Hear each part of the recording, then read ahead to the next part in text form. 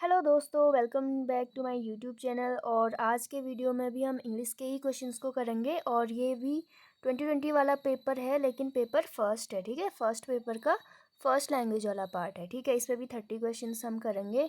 चलिए शुरू करते हैं। पहला क्वेश्चन, डायरेक्शन देखो। Choose the most suitable option that describes the meaning of the following underlined idiom and phrase. तो यहाँ पे इडियम दिया हुआ है और उसका मीनिंग हमें बताना है। ठीक है, तो क्वेश्चन देखो। On the eve of inspection everything was kept in apple pie order. तो इसका मीनिंग हमें बताना है। ठीक है, तो काफ़ी बेसिक सा है, आप सभी ने देखा पढ़ा और सुना होगा, और इससे नहीं सुना है तो आज देख लो। इसका मीनिंग होता है इन परफेक्ट ऑर्डर। तो ऑप्शन डी इसका करेक्ट आंसर होगा। ठीक है, एप्पल पाई ऑर्डर मतलब इन अ परफेक्ट ऑर्डर। ओके,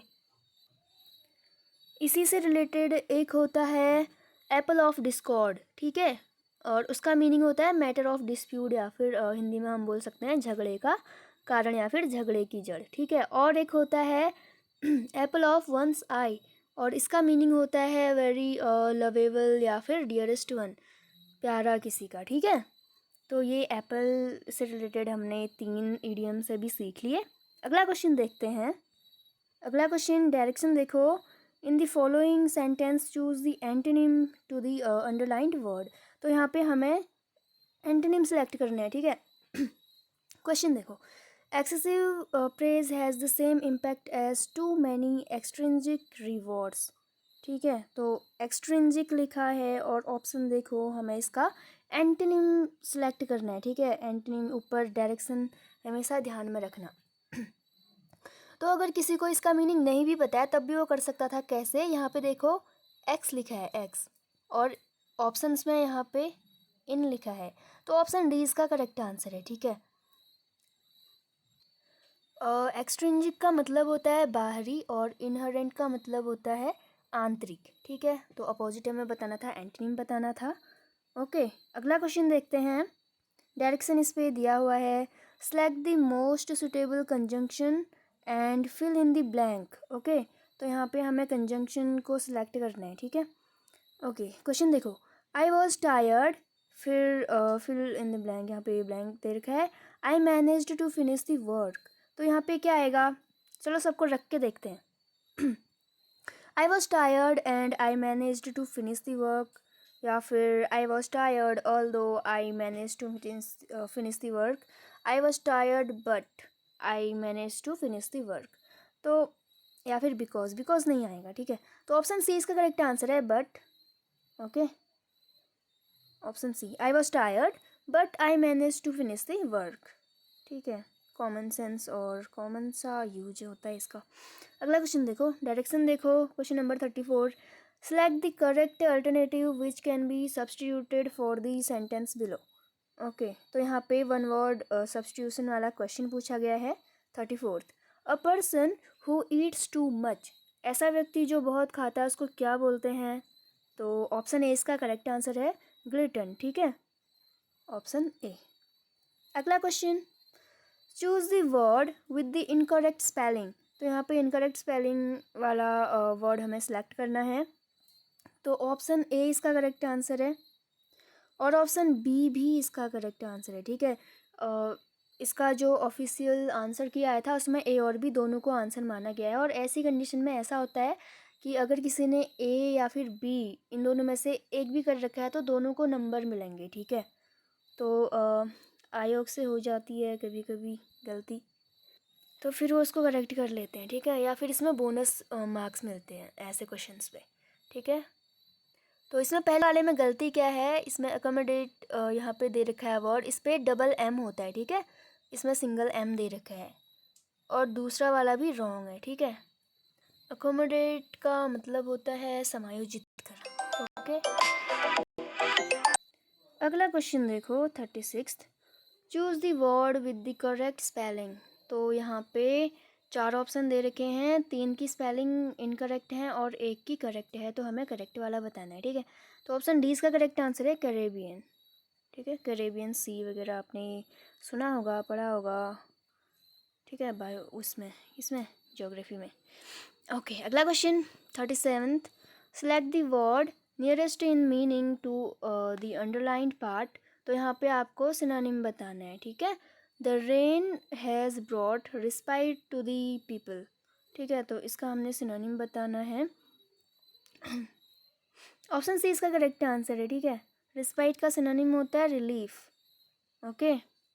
और जिसको इसका मीनिंग नहीं भी पता था तो सेंटेंस पे आप इन ऑप्शंस को रख के देख सकते थे, जैसे the rain has brought work to the people, wait despite होगा I think, the rain has brought despite to the people, या फिर रिलीफ, या फिर हेटर, तो इस तरीके से रिलीफ इसका आंसर है, ठीक है, ओके।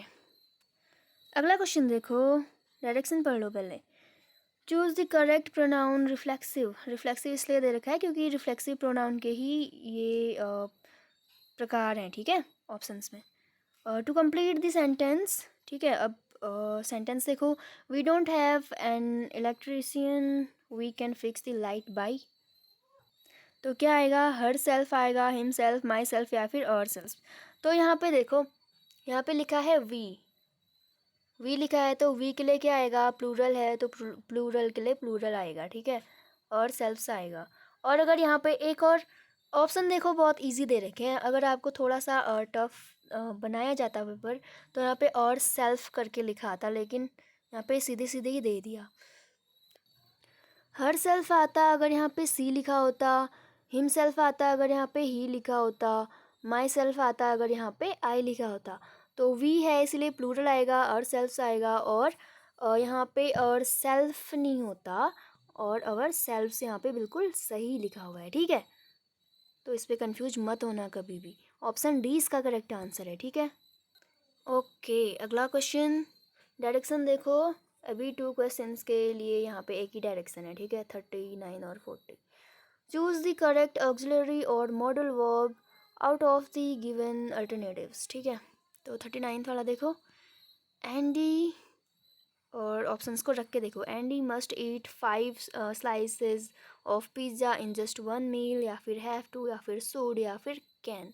तो यहाँ पे कैन आएगा क्योंकि वो वहाँ पे क्या बता रहा है, उसकी कैपेबिलिटी को शो कर रहा है, ठीक है, तो कैन आएगा यहाँ पे, ऑप्शन डी इसका करेक्ट आंसर हो जाएगा।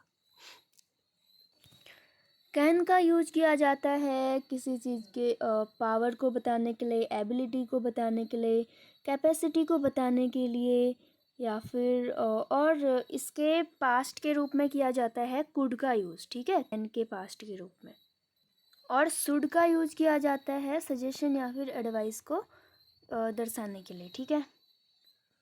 अगला क्वेश्चन देखो, 40 वाला, I know how to do my work, see, फिर डॉट डॉट, फिर हेल्प मी, तो यहाँ पे क्या आएगा, इस पे भी हमें फिल करना है, ठीक है, तो यहाँ पे आएगा, अगर यहाँ पे सी है, ठीक है, सी है तो यहाँ पे has not go to, okay, क्या आएगा, ऑप्शन डी इसका करेक्ट आंसर है, ठीक है, डज नॉट हैव टू। ये भी इजी था क्योंकि ऑप्शन इजी दे रखे हैं, कंफ्यूज नहीं हो सकते आप अगर आपको रूल पता है, ठीक है। तो सी क्या है, थर्ड पर्सन सिंगुलर है, ठीक है, थर्ड पर्सन सिंगुलर्स के साथ डज का यूज होता है, ठीक है, तो यहाँ पे डोंट नहीं होगा, हैज़ नॉट नहीं होगा, ठीक है। अब थर्ड पर्सन सिंगुलर क्या होता है, इसको शायद आप लोगों को पता होगा या फिर नहीं पता होगा। तो थर्ड पर्सन सिंगुलर जैसे ही हो गया, सी हो गया, और या फिर किसी थर्ड पर्सन का पर्टिकुलर नेम हो गया, ठीक है, तो उनके साथ हम डज का यूज करेंगे,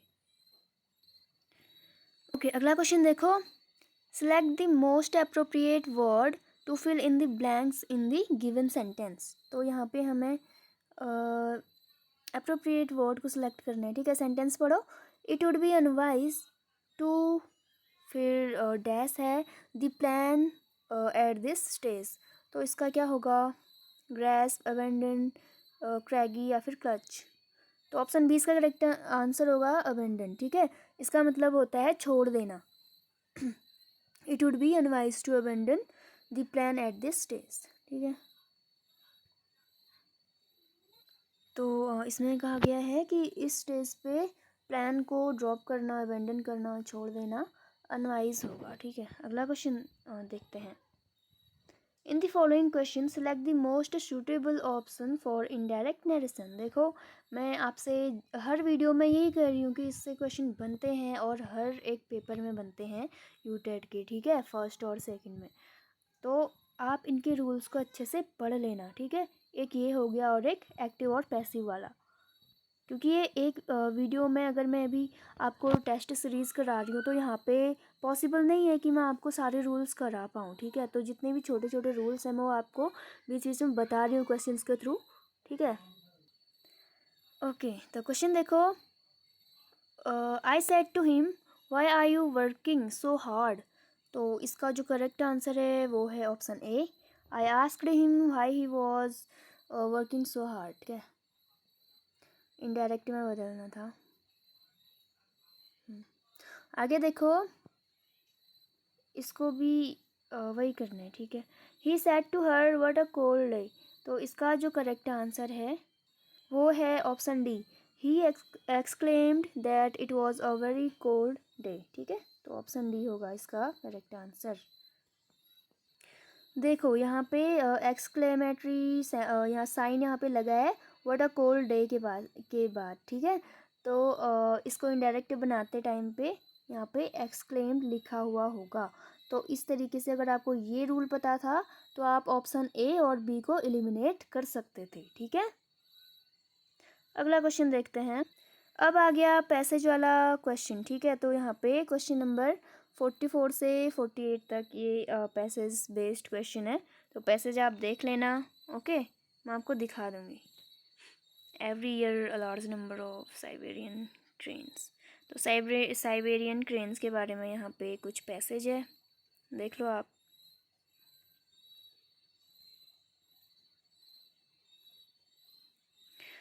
ओके, क्वेश्चन पे आते हैं।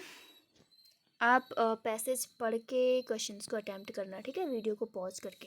Question number 44, when do the Siberian trains come to the Bharatpur century.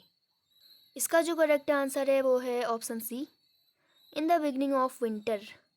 अगला क्वेश्चन है what is the original habitat of the cranes. तो इसका करेक्ट आंसर है Siberia in the north of Russia, option B. ठीक है, अगला क्वेश्चन देखो, इसी से रिलेटेड, पैसेज से रिलेटेड।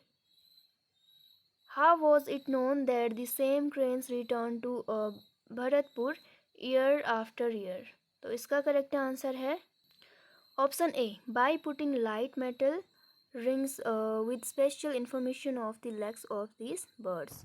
ठीक है, अगला क्वेश्चन देखो। Find in the passage words that means astonishing and noticed. ठीक है, तो इनका मीनिंग क्या है पैसेज में वो हमें बताना है। ठीक है, तो एस्टोनिशिंग का मतलब होता है कोई आश्चर्यजनक चीज़। तो ऑप्शन में देखो, बिलीव्ड, सरप्राइजिंग, मैनेज्ड, रिलीज। ठीक है, तो ऑप्शन बी में आपको दिख रहा है। और अगर आपको इस वर्ड का मीनिंग नहीं भी पता था तो ये नोटिस्ड का मीनिंग तो पता होगा ना, ऑब्जर्व्ड, नोटिस्ड, तो इससे आप कर सकते थे। ठीक है, अगर आपको एक वर्ड का नहीं मीनिंग पता है तो यहाँ पे पैर में दे रखा है, उसका फ़ायदा उठाओ। दूसरा वर्ड देखो, क्या पता उसका मीनिंग पता चल जाए। अगला देखो question, which of the following option is correct. ठीक है, option is correct. Migratory pigeons can't. तो इसका करेक्ट आंसर है option D, live at one place all the time. ठीक है, तो माइग्रेटरी पिजन्स क्या नहीं कर सकते, तो वो एक जगह पे हर टाइम के लिए नहीं रह सकते। ठीक है, तो वो सीजन के अकॉर्डिंग, मौसम के अकॉर्डिंग एक जगह से दूसरी जगह जाते रहते हैं। ठीक है, अगला क्वेश्चन देखते हैं।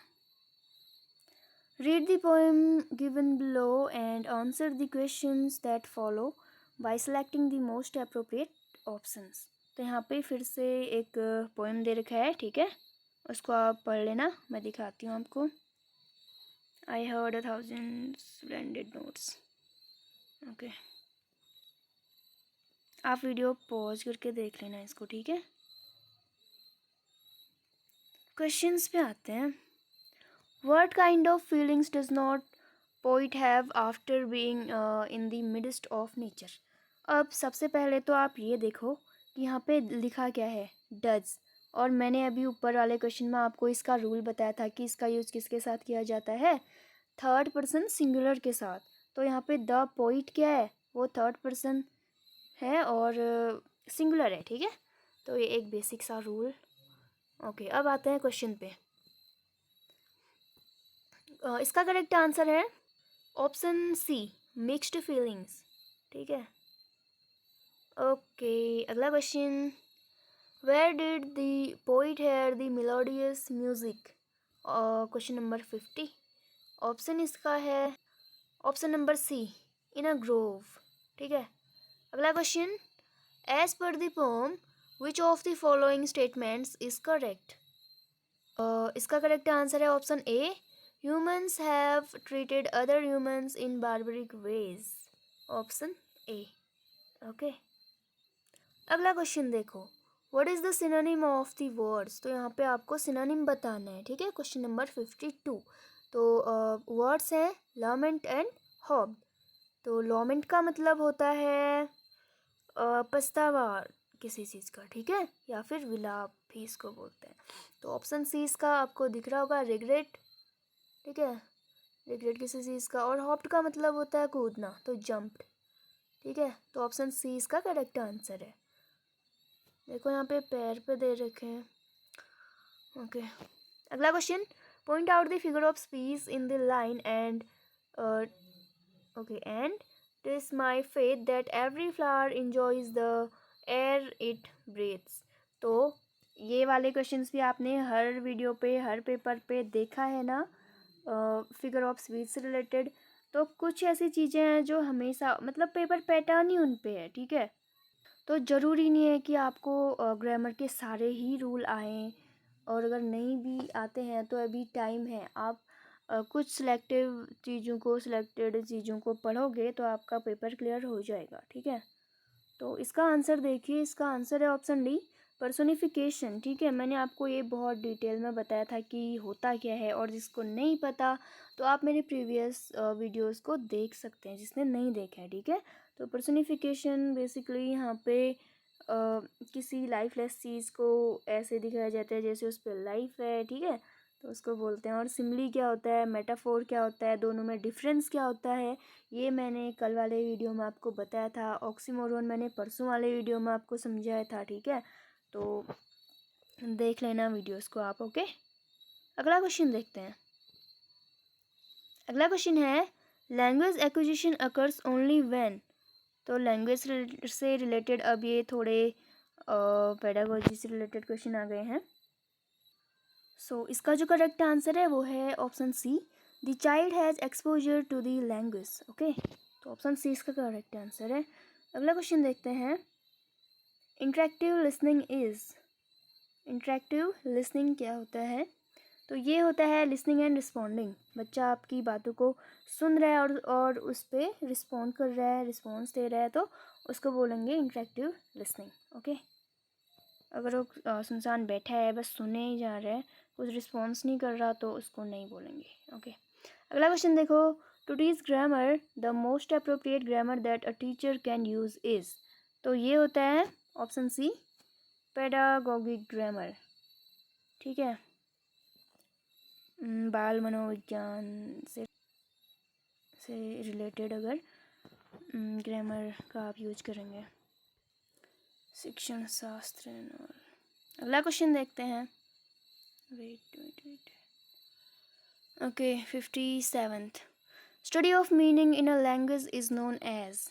तो ये वाले क्वेश्चंस भी देख लो।